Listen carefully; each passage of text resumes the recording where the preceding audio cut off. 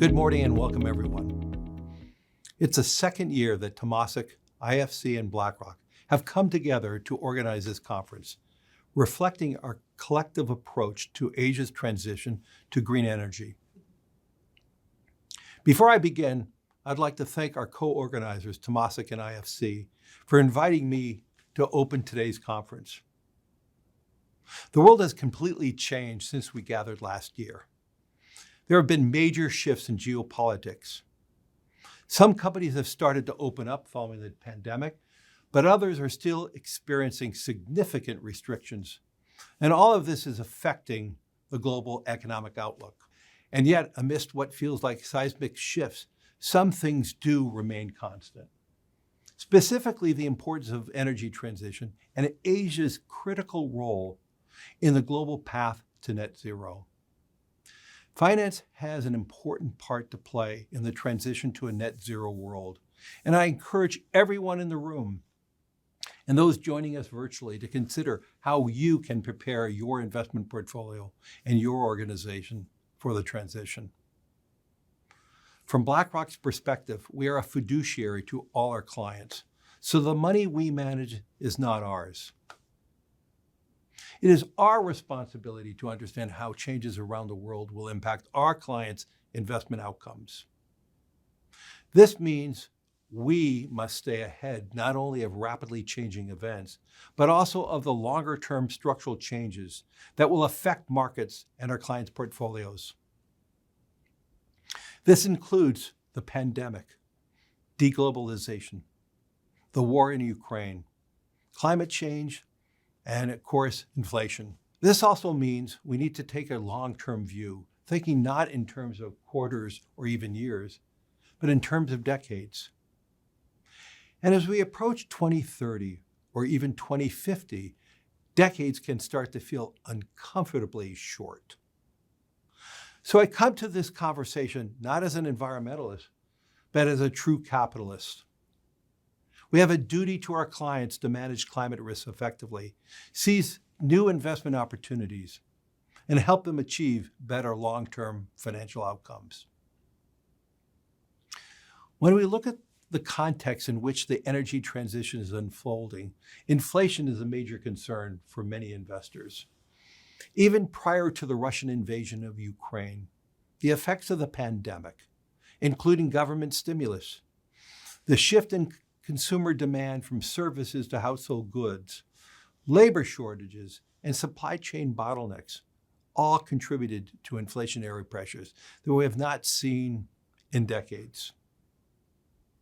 In the United States, inflation is at a 40-year high, and the Fed's last rate hike was the highest since the beginning of the century, and we expect another increase soon. As more and more countries prioritize national security and seek to reduce their dependence on Russian energy, we are seeing an immediate effect in both supply and pricing. This is what happens when you try to transition away from one kind of energy without figuring out how to replace it with another kind. Consumers are now dealing with higher energy costs. As a result, the price of oil crossed $100, now nearing $120 a barrel, earlier this year for the first time since 2014. All at a time when people are dealing with higher costs for food and basic goods. And while the dependence on Russian energy is in the spotlight, companies and governments are also looking more broadly at their dependencies. We are seeing companies start to recalibrate their global supply chains, placing greater emphasis on proximity and reliance than cost, which also adds to inflationary pressures. Developments like these throw the scale, the complexity, the uncertainty of the transition itself into a sharp relief.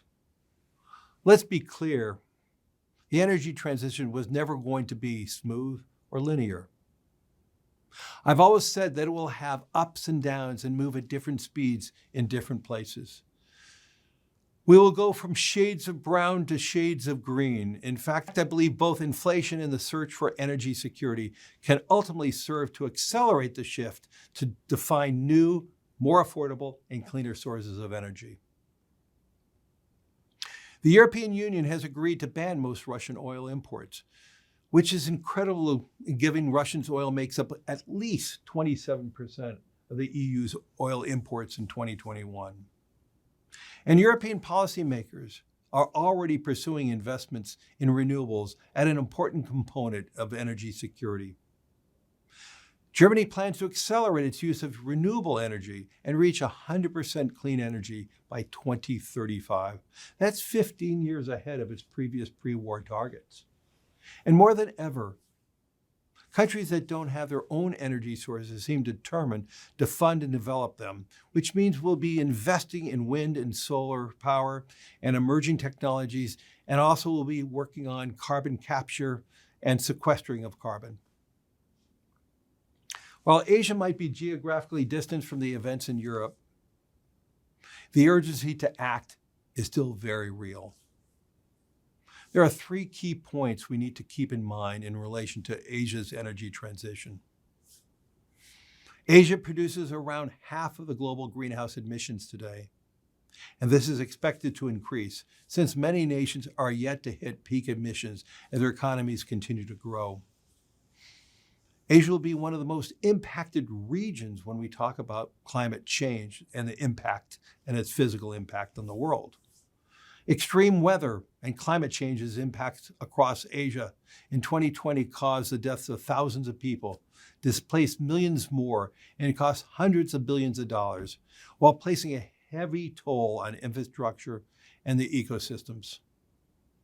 Conventional fuels are currently the primary source of energy in many Asian countries and tend to be a key source of national income for several economies. This third point highlights the challenges of talking about climate change in a way that moves way beyond the figures and way beyond percentages. This discussion is ultimately about people, their lives, their livelihoods, and most importantly, their security.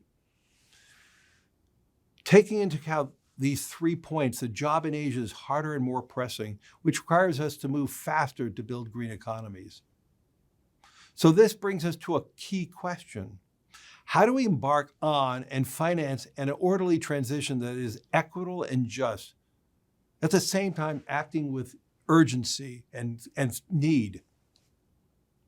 This challenge is daunting, but I remain today an optimist. I believe in the power of capitalism and how it can act as a powerful catalyst for change. It was a partnership between governments and private sector that led to the development of COVID-19 vaccination in record time. When we harness the power of both the public and private sector, we can achieve truly incredible things in truly record time. We must foster similar partnerships to get to net zero. And to do this effectively, governments and companies need to attract the necessary capital to facilitate the transition in emerging Asia. To move these targets to implementation, we need more cross-border public and private finance to fund the net zero transition in Asia. And Singapore is a key hub to facilitate these flows. As a conduit for financial flows into Asia, the lending and investment decisions taken by financial institutions based in this city-state will have a significant impact on the region's contribution to 1.5-degree world and its climate resilience. It is critical to understand the transition investment opportunities in each country in order to allocate resources accordingly and effectively lay the foundation and groundwork to attract more private capital. For example, in most of Southeast Asia, solar and hydro projects are the key tenet of the region's low-carbon future, given its plentiful resources. But in Singapore, because of its smaller size geographically, it will be harder to make solar and hydropower a large mix of its renewable mix. Instead, new decarbonization technology like hydrogen are potential options. The pace of change will be, of course, very different in the developing and the developed countries. But all markets will require unprecedented investment in decarbonization technology. That is why BlackRock partnered with Temasek to create decarbonization partners, to identify, to invest, to making sure that we look at companies and emerging technologies that we can reduce carbon emissions. We need transformative discoveries, and we need to foster investments in them so that they are scalable and affordable. Part of the dynamism, the opportunity, and the promise of Asia comes from the incredible growth that we are seeing. And I believe decarbonization can be a key engine of economic growth. As we pursue these ambitious goals, which will take time, governments and companies must ensure that people continue to have access to reliable and affordable energy sources. The transition must be fair for families who spend a greater proportion of their income on energy. It must be fair to communities and workers where livelihood could be threatened by the stranding of certain assets. Any plan that focuses solely on limiting supply and fails to address demand for hydrocarbons will drive up energy prices for those who can least afford it. The result could be greater political polarization around climate change, thereby eroding our global progress. I remain optimistic for the future and continue to believe that our collective actions today can make a meaningful impact in the years to come. We look to our partners in Singapore, who have demonstrated a track record in building long-term thinking and building innovative and collaborative approaches. At a time when many countries around the world are starting to turn inward, pulling back, reshoring, Singapore continues to show a clear commitment to keeping itself open and taking a leadership role in fostering the conversations, actions, and solutions we need to ensure a just transition. I want to thank Temasek and all our partners in Singapore for holding the Ecosperity and the SSIFC once again. And I look forward to the productive discussions that we could have today on how we could collectively catalyze and finance the solutions we need to get to our goal of net zero by 2050. Thank you.